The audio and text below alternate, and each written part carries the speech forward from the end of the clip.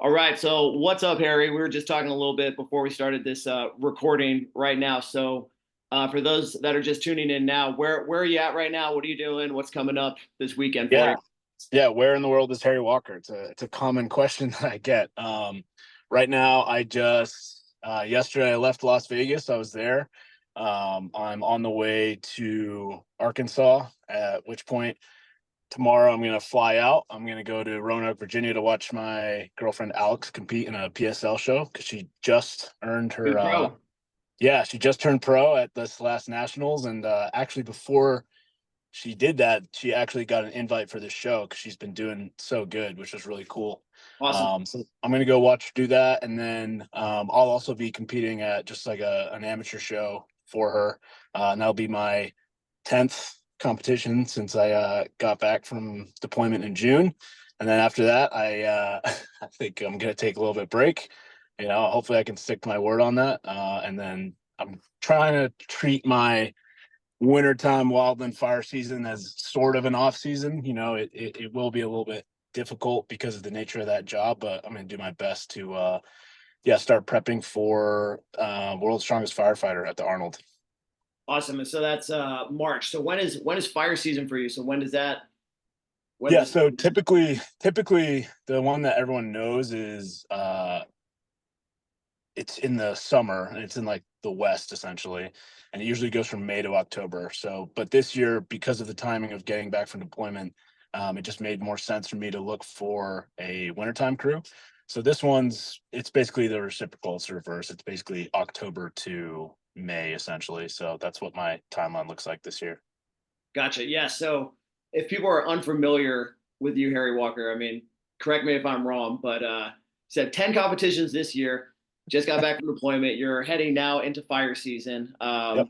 So we were talking before, it's like, how do you're all over the place. So what do Yeah. you do to kind of juggle like your goals? Because obviously you're super involved with all these different things and you want to be a better strongman. So like, where's the balance for you between competing, Hmm. training, like, growth goals? Like, how do you sort of just frame that, from an approach and also just mindset perspective? Yeah, that's a good question. And this is a question I get a lot. And because, what I hear a lot, or the question I get is like, oh, how do you balance all these things? And the first thing I always say, I'm like, well, I don't.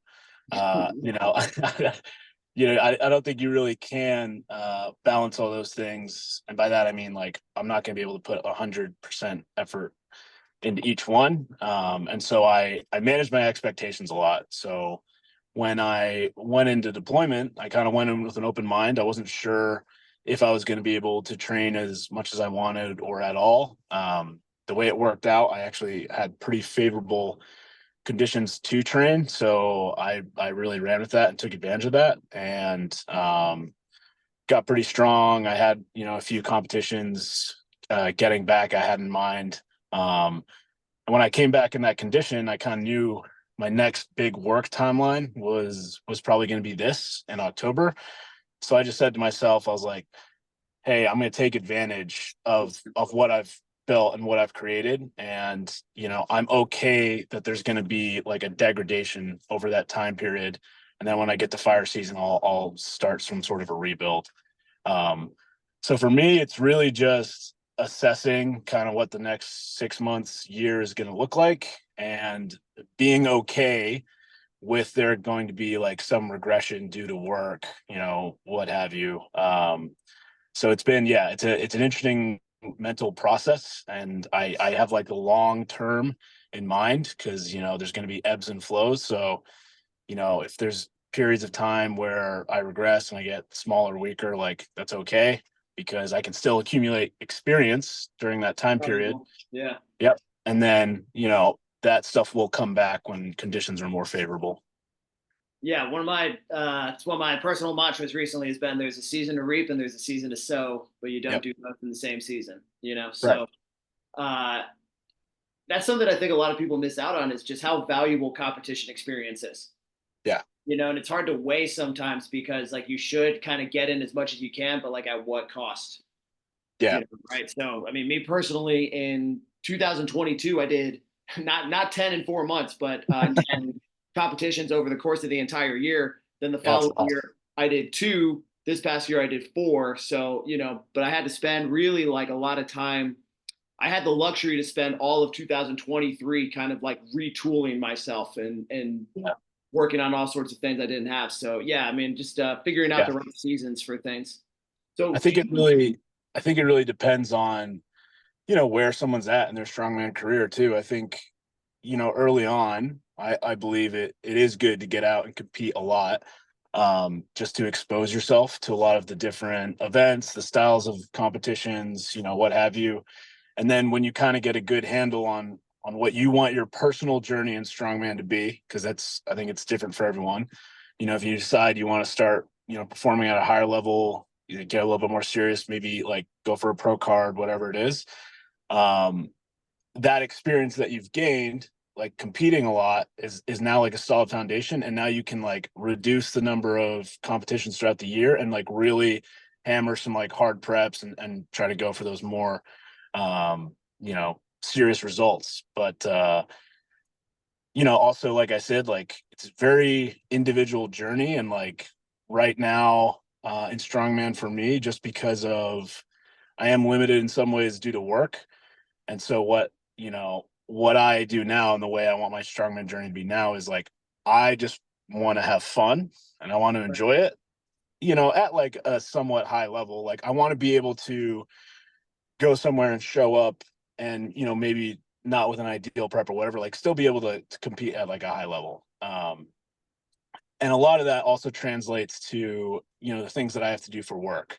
I don't always have the luxury of being able to prep for months on end. If I have to do something on work, like I just have to kind of like always be ready. And so that definitely translates into the way that I do strongman. like, You so it know, doesn't matter. You just got to be ready. yeah, and there absolutely is a ton of value in being, someone who, dials in a prep for months on end. Because I think you can learn a lot about like all the variables you can control. I also think there's a lot of merit in just the mental state of like, hey, things aren't always going to be good. Like, I'm not Beforehand. always going to have the perfect scenario, but like I have to get it done anyway.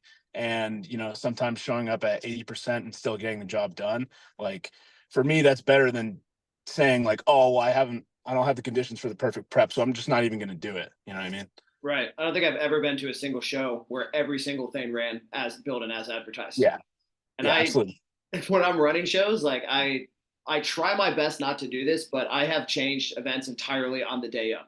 Yeah, I love that. That's Get awesome. 3 weeks out and something will just happen. I'll be like, wow, this definitely is not going to work the way I thought it would. But it's like too late to sort of tell people. So, Yeah. all right, rules meeting. All right, like I did this at my World's Strongest Manatee last year. I was like, all right, 1, 2, 3, 4, 5. Oh, by the way, guys, guess what? Number 5 is completely different now. Here's what we're doing. Yeah. It was still like a stone event, Yeah.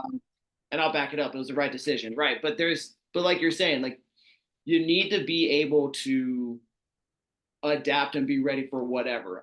Especially like what's cool about strongman is it's not calibrated plates. It's not the same type Yeah. of barbell. It's not a super smooth, perfect platform. Yeah.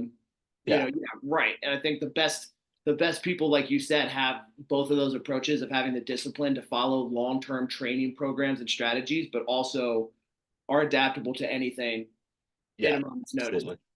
Yeah, I think the adaptability piece is such a big mental component. And um, if you look at, I think some of like the roots of strongman, it really was about, there was a lot more like uncertainty on like what something was going to be or what it was going to look like. Or, guys didn't have access to equipment all the time. They weren't able to touch every piece of gear in the months leading up.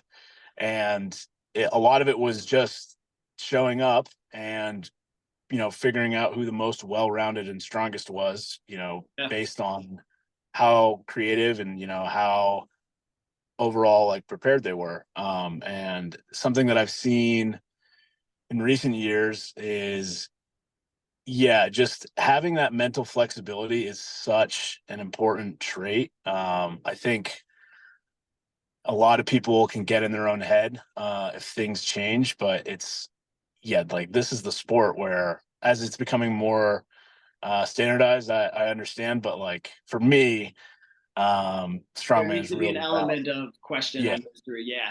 And I think the yeah, people that compete more have those traits. I think that's sort of a wisdom and experience, like maturity thing, for right? sure. Where like, the more you show up, the more you understand that shit ain't gonna go your way. Yeah. And that's okay. That's actually a really good experience to have. This is Someday it will though, and you'll be ready for that too. yeah, there you go. Exactly. Yeah. So how I want to ask you, how was your experience doing the Shaw? Shaw was awesome. Yeah, I had a really good time. That was a August. That was a busy month. I had 3 shows that month. And this is funny when I talk about my prep for the Shaw, because there Did you wasn't have one? No, not really, right? Like, no, I didn't prep for the Shaw. And out of all the 10 or the 9 that I've done, like that was probably the one, the highest level one that I really should have taken seriously. But I was coming back from traveling in Norway and Iceland, with my girlfriend, and getting to lift some of like the historic stones. And so it wasn't too soon after that. So I had about maybe like 2 or 3 weeks. Thankfully, there, like we were kind of talking about before, I had enough general strength carryover from some of the stuff that I've been training overseas, and some of the competitions in Norway, that my GPP was like pretty high. So the events worked out in my favor the first day. I think there was about a little less than 40 middleweights, 231s. And after the first day, they made cuts. So only 10 moved forward to the finals. And yeah, the events on the first day were 275 log clean and press, max reps in a minute. There was a farmer's carry. I believe it was three. There was like a 275 and like a 325, 40 feet each. And then there was a moving medley, which ended up being the thing that kind of saved me, because they changed the sandbag. rules. Oh, go Yeah, it ahead. No, I was didn't know that. yeah, it was 2 sandbags, and then a torque tank Or push, sled. which is yeah, an interesting implement, because like once you get to a certain speed, it It can't kind of it just it, it can't go any faster. So yeah, but yeah, originally the rules for that medley were that you would pick up a bag, go to the other side, where there would be another bag where you pick up, you bring it back, and then you push the sled. What ended up happening is it was you pick the bag, you drop it, you sprint back, you pick the second bag, drop it, sprint back, and sled. then Also, it's all yeah, all from the same side down. Yeah. yeah, and that worked out really well for me, because just the usually I do pretty well on events with like big transitions like that. Like I really try to hammer transition times, and I think that really worked out in my favor, and I think I took 6th in that event. And I was kind of like lower middle of the pack on the other 2 events, and that event got me tied for 9th. So I was able to Excellent. move Yeah. forward, with some really phenomenal athletes. Some studs If out you there, man. Yeah, a couple of my friends were in that top 10, and some guys I haven't seen before, but yeah, like really impressive quality of athletes. And I was very lucky and humble to be with those guys and get to share the stage and just have a good time. Super cool. I mean, and that like a full blown arena too. I mean, Yeah, GPP. yeah, I think that's probably my first arena like that. I think I've done a lot of shows. I think I've done more than I have it written down somewhere, but I think I've done more than 50 at this point, like total. Whoa, Yeah, nice, which is nice. just a lot.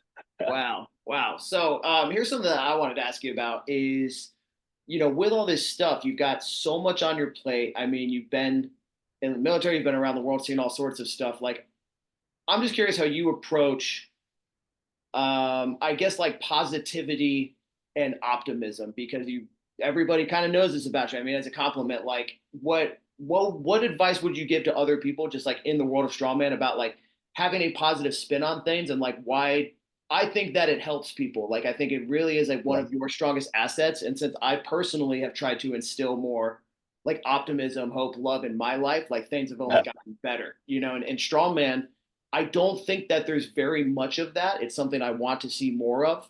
Yeah. Do you know what I'm saying? Yeah, I do know what you're saying. And it's nice hearing that because it's yeah, I didn't know that that's like a big thing I'm known for, but I can I certainly I don't know, but maybe it's something I see in you, like because I'm looking yeah for like that's where my eyes are looking for out in the world. You yeah clearly have it. So whether it is or no not, I you have it. So what do you, yeah, just thoughts kind of open ended on that. yeah absolutely it's definitely something that I have instituted more in my life, but I feel like it has been easier for me to do that because of a lot of the other experiences I've had in my life with the military, with Wild and Fire, with some jobs that have been like really challenging, both mentally and physically. Is it just gives me a lot of like different frames of reference for how serious things can be. I Yeah. think Is this really the end of this world, the moment this right now? Yeah, yeah, yeah. yeah, I do see a lot of people, and believe me, it's commendable if like if someone's really going after strongman as like a passion, they put everything into it. Like I understand. Um, but I think I see people maybe who take themselves like a little bit too seriously. And I kind of say this like jokingly sometimes when I'm like, hey man, like we're just moving weights around. Like Just got to no figure one's it dying, out. like no one's dying, like no one's home is on fire. Like we're gonna be okay. Like at the end of the day, like we're all gonna be okay here. And don't get me wrong, like I love to compete and I am very competitive and I get intense and I love getting after it. Um, but I also have that thing where it's like, hey, this is a competition and like, we're not trying to kill anyone, like no one's dying, like it's gonna be okay. And also just like the marker of kind of success that I have now at this point in my life. I've thought about this a lot. It's like when I interact with someone, is that person going to leave that interaction with me better or worse off? Right? Like, Yeah. am I going to bring anything positive to that person's life? And if I can, like, that's a successful day. You know what I mean? Like, that's a marker of success. Like, have I brought some light into this world? Have I brought some positivity into it? Because there's so many opportunities to bring negativity and like to bring hurt into people's lives, and like I've Very certainly easy, actually. Yeah. yeah. And yeah, and I've been that person before where, I wasn't the stuff that I was bringing into people's lives wasn't positive.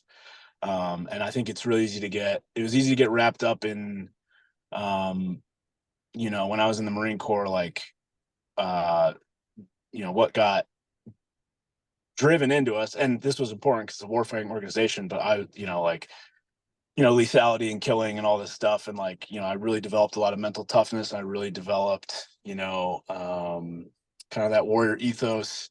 And it was great. It was great for that job and that profession. But I got a little stunted, I think, in some of the other um, developments of my emotional capacity, especially like my interpersonal relationships. Like I was had very unhealthy relationships for a bit because I was just unaware of a lot of stuff in Sure. myself. And then when I kind of became more aware, I really started delving into myself more and becoming more aware and learning, because I didn't want to be that way. And then since doing that, it's important to me to yeah, bring that positivity into people's lives, and maybe it like show that it is possible. You can be a fierce competitor, you compete at a high level, and you can also be very kind. You can also like help people. It doesn't need to be um you Right. know like a selfish thing. And I think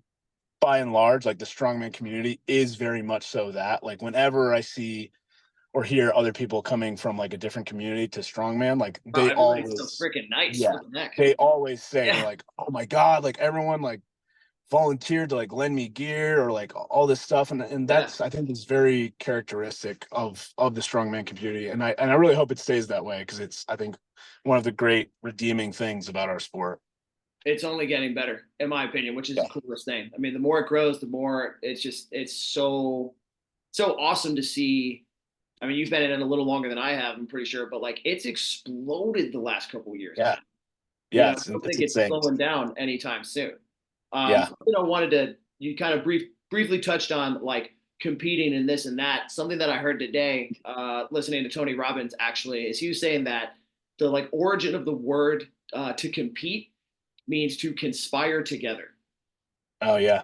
So I've been thinking, Yeah. I mean, I don't know, you might have some linguistic skills on that, but that like really stood out to me because like a lot of it is like how you frame it, right? Like, because I know a lot Right. of people would go and be like, oh, screw these guys, I'm going to kick their ass. Or, you can always view these things as like, it's a blessing to be able to be in the same category as some of these dudes, share this stage with them because now I have to be better. So, Yeah. uh, I think a lot of people miss out on some of those things is that, your competition is only making you better and you should like Yeah. really like, be grateful and thank them for that, even if it's just in your head.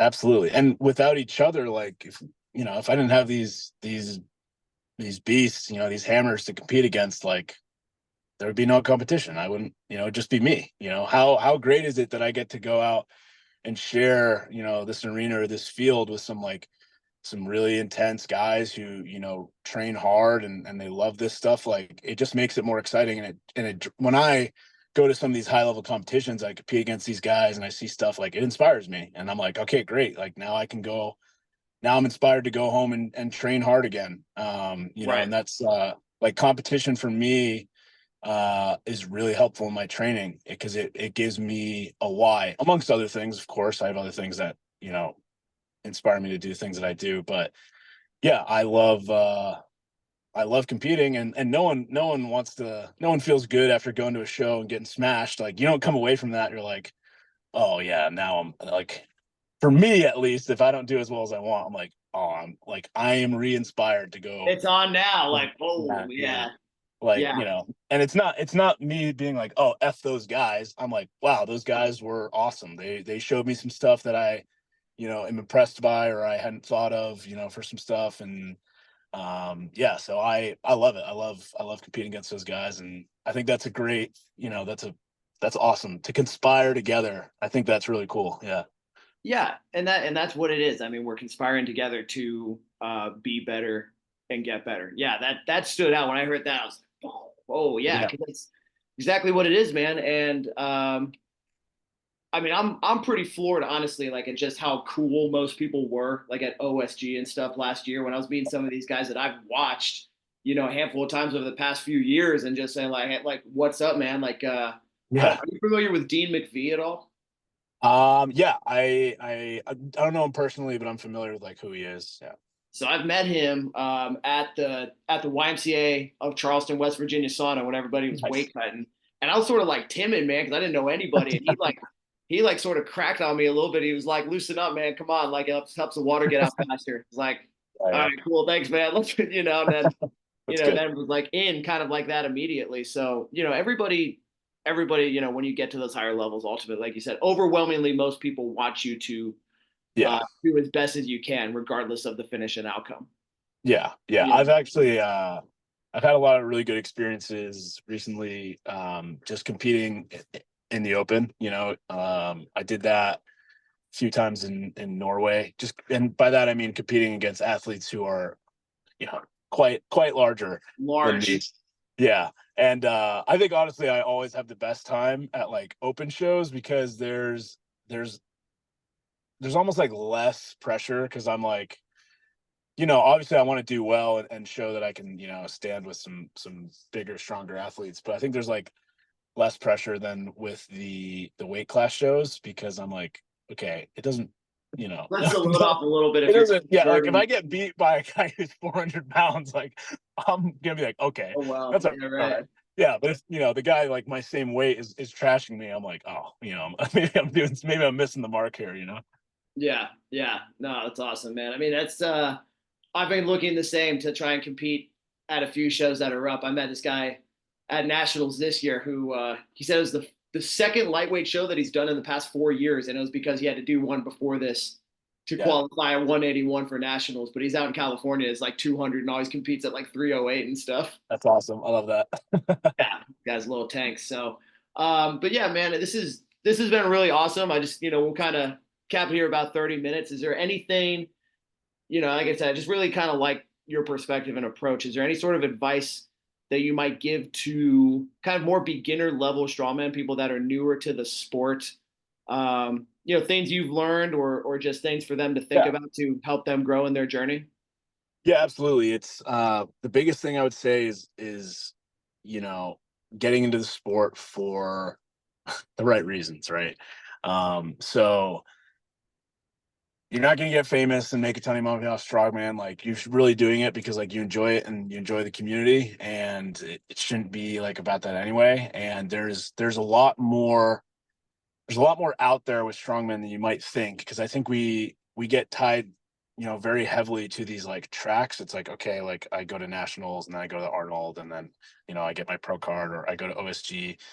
There's a lot of stuff internationally that exists that is open for all of us. Like Pfeffer Power Week in Norway every year is an amazing experience, and it's got like it's a week long. It's got strongman, it's got stone lifting, Highland Games, arm wrestling, all this kind of stuff.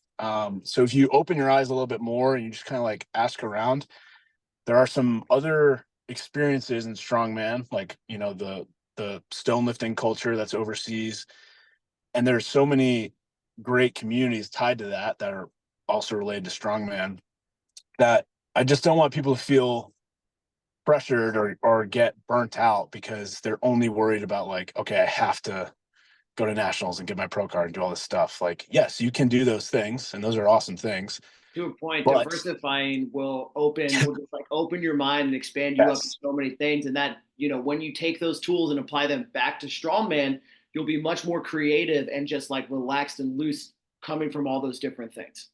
yeah, absolutely. There's a amazing community out there. There's more out there than you think, and yeah, you just kind of have to ask around and enjoy it, please. Like, I hope this is a sport someone takes up and continues to do for as long as they want, and by that I mean like that they don't get a bad taste in their mouth just because they feel burnt out or they feel like their options are limited. Like it's a big world. There's a lot of stuff out there with strongman. It sure is. Yep. And I will conclude that with, for example, like the Tallahassee Yes, Brett Faye's event that we did. I mean, I went up there because I was like, shit, dude, I want to carry a car. I want to flip a car. That sounds awesome.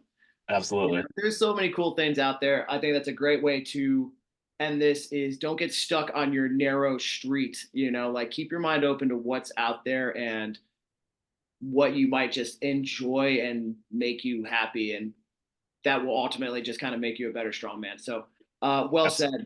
Harry. Thank you so much, man. I appreciate your time. Safe travels. Good luck in the competition. Good luck to Alex. And we will Thank you, catch bro. up very soon, my man. Thanks you for your time today. Yeah, thank you, brother.